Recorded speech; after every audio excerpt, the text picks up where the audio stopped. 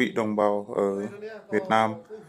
Và tôi không nói nữa, tên của tôi tên là, tôi không cần nói tên của tôi nữa, các người biết rồi.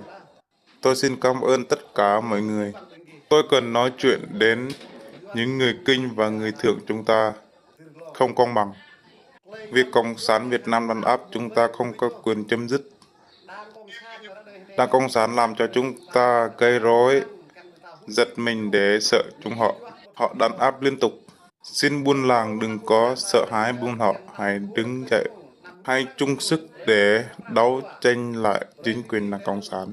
Hãy chung một lòng một dạ để đóng góp tất cả những việc đó chúng ta có thể làm.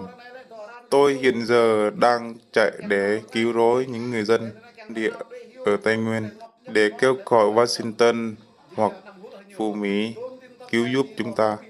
Người không nên sợ họ.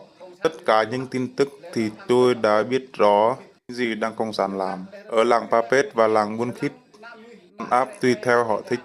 Quan trọng những người dân chúng ta quan trọng hơn người dân của họ. Tôi hiện giờ ở đây cũng làm việc cho buôn làng. Sợ Cộng sản Việt Nam. Đừng có sợ Đảng Cộng sản. Họ cướp đất rẫy, đất rừng chúng ta. Họ đàn áp tôn giáo nữa. Họ đánh đập nữa. Rồi bỏ vào tù thì theo họ muốn. Tôi không có đồng ý với Đảng Cộng sản làm.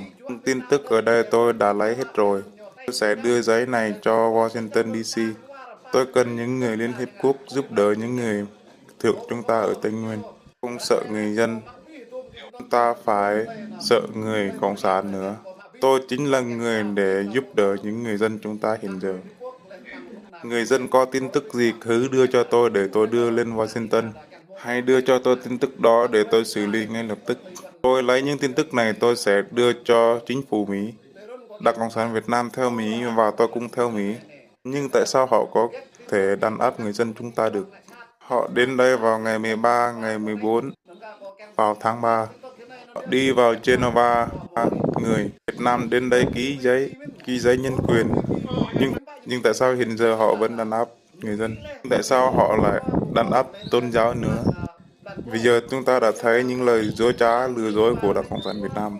Họ ký giấy rồi nhưng mà họ vẫn làm phép phê luật chính quyền Liên Hiệp Quốc. Và chúng ta không có trái với chính quyền của họ.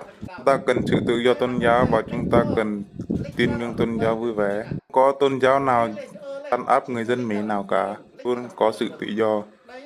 Chúng tôi không có lên Hà Nội để chiếm đất nước của họ, xuống Tây Nguyên để đất người dân. Họ nói chúng tôi đảo trái phép với nhà nước của họ. Chúng ta không có với luật của họ. Chúng ta theo đạo Tin lành không là sai. Chúng ta cần cuộc sống tốt đẹp. Chính họ đã phá hoại đất nước của mình, nhưng họ vẫn nói họ người là đúng với pháp luật. Cộng sản Việt Nam luôn lừa dối phản bội người dân của chúng ta, không có kêu gọi người dân Cộng sản đến đây sống ở Tây Nguyên của chúng tôi đâu. Họ cũng nói mình là người, không lại họ, nói chúng ta muốn lật đổ chế độ họ. Nếu Cộng sản Việt Nam nói chúng tôi sai luật quốc tế Việt Nam, bây giờ hãy cút ra khỏi nguyên của chúng tôi về Hà Nội của người các ngươi đi. Không muốn Đảng Cộng sản đàn áp người dân của chúng tôi nữa. Với Cộng sản Việt nghe lời nói của tôi đây, tôi là người chống đối của chế độ Cộng sản. Tôi thoát cho người dân của chúng tôi. Cộng sản Việt Nam không có được lên Tây Nguyên sống. Tôi không có kêu các anh lên Tây Nguyên để chung sống với chúng tôi. Chúng tôi cần là Liên Hiệp Quốc xuống để làm việc cho chúng tôi. Các người làm hại cho người theo Mỹ, tôi cũng thấy suy nghĩ lại đi Đảng Cộng sản Việt Nam. Nhưng các người đối xử với làng Papet của tôi vậy, đang làm lễ ngày Giáng sinh, các người giống như là đang công bố vậy. Công bố là và trộm vào để giết người. Những buôn làng đang nằm ngủ yên thì các Cộng sản Việt Nam xông vào và đánh đập vợ con tôi cấy tay. Cộng sản Việt Nam có quyền gì để mà đến đó? Hãy trả lại những quyền đó, những gì Cộng sản tái phạm. Tôi không có tha thứ cho các ông đâu. Bắt thêm 11 người nữa vào huyện. Giờ vẫn còn 3 người ở đó. Họ làm gì sai trái nào? Những người này không có tư tưởng đấu tranh ở Hà Nội đâu. Những người này chỉ là theo đạo tôn giáo Tin lành thôi. Cộng sản đã đến phá nát nhà thờ. Tôi biết hết những Đảng Cộng sản làm điều đó. Thả ra những 3 người này. Nếu mà không thả thì tôi sẽ đưa lên Washington DC ở Mỹ này. Liên Hiệp Quốc sẽ giải quyết cho tôi. Không muốn Đảng Cộng sản đàn áp người dân chúng tôi nữa. Điều một thì phạt tiền cướp, cướp tiền nhà thờ nữa. 15 triệu. Người dân muốn tôn vinh Chúa và làm lễ Giáng sinh. Nhưng Đảng Cộng sản lại cam kết họ làm điều đó. Tại sao họ lại cam kết làm như vậy? Các người có biết đất nước Hoa Kỳ họ có tự do. Muốn đạo thì đạo, không đạo thì thôi. Đâu đó ai cũng như vậy hết. Không có cấm quyền tự do của họ cả. Cũng như Đảng Cộng sản Việt Nam cả. Cộng sản là một nhà nước tổ chức khủng bố. Nếu Cộng sản Việt Nam có tổ chức thì hãy giữ gìn lại tổ quốc của mình. Vậy thì hãy bảo vệ những người dân công an như vậy. Không nên phá nhà thờ của người dân. Sao lại phá những người đạo Tin Lành Dega? Công an Mỹ thì họ bảo vệ những người dân, bảo vệ nhà thờ. Người ta công bố và sợ người ta trộm cắp. Nếu công an phá thì an có quyền bắt giữ họ. Sợ buôn làng, khát nước, khát cơm. Như vậy là chính phủ Mỹ. Giống như Đảng Cộng sản thì phạt người dân nữa. Có chế độ Đảng Cộng sản Việt Nam không biết Chúa. Thế giới này đều biết Chúa hết. Vào ngày 22 tháng 12 năm 2020, vì sao lại đến làng Papet để phá rối, không muốn chấp nhận những điều này. Rồi đến lượt làng Papet và làng Buôn Khít. Lượt ngày 16 tháng 6 năm 2021 vào đánh đập người mục sư tên là Iken. Ông ấy không có làm chết chế độ Cộng sản Việt Nam thế rối cả. Sao lại đánh đập người theo đạo của Chúa? Theo đạo lễ cần sự cứu rỗi từ Chúa Trời. Chế độ Cộng sản nói Việt Nam, người thượng là sai với pháp luật đi theo đạo. Cộng sản Việt Nam là sai trái để đánh đập người con cháu của Chúa. Dân theo đạo thì không có tội lỗi cả. Không cho Cộng sản Việt Nam ở Tây Nguyên nữa, hay cút về Hà Nội đi.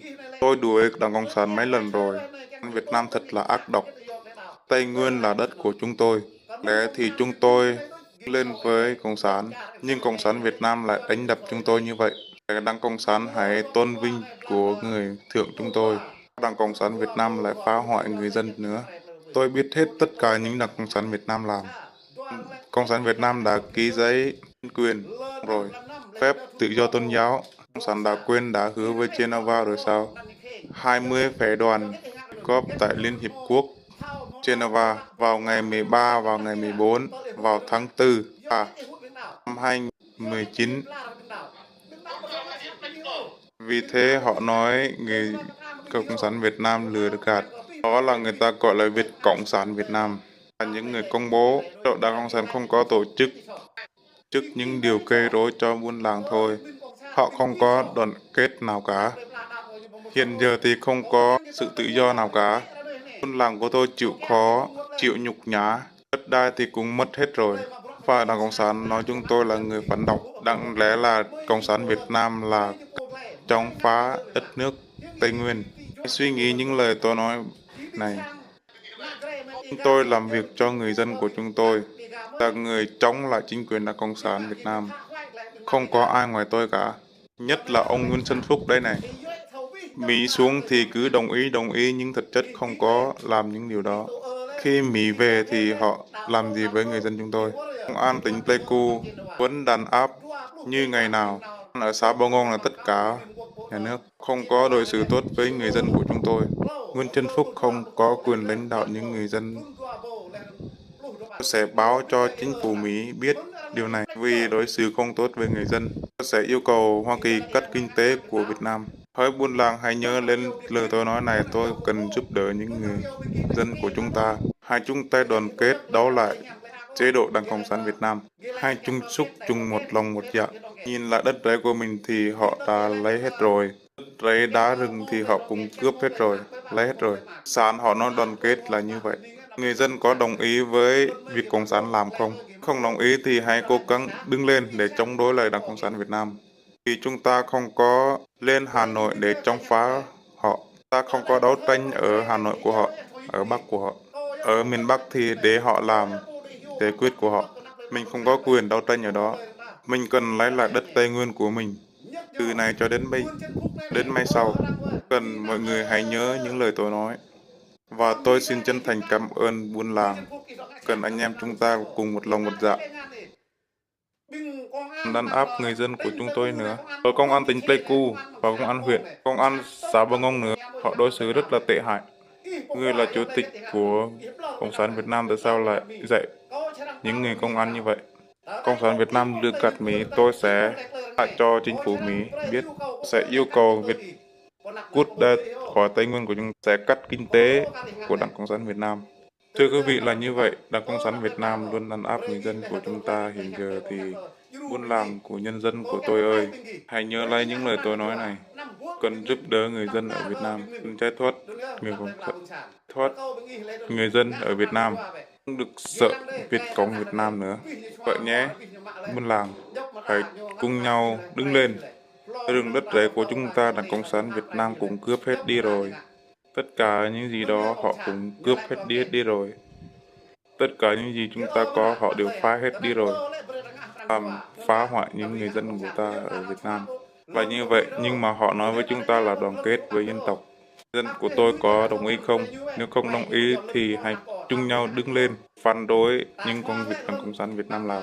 Ta không có đấu tranh để cướp đất Đại Việt của họ. Đất Hà Nội thì là đất của họ, hãy để họ. Đất đó là đất của Đảng Cộng sản Việt Nam họ. Chúng ta cần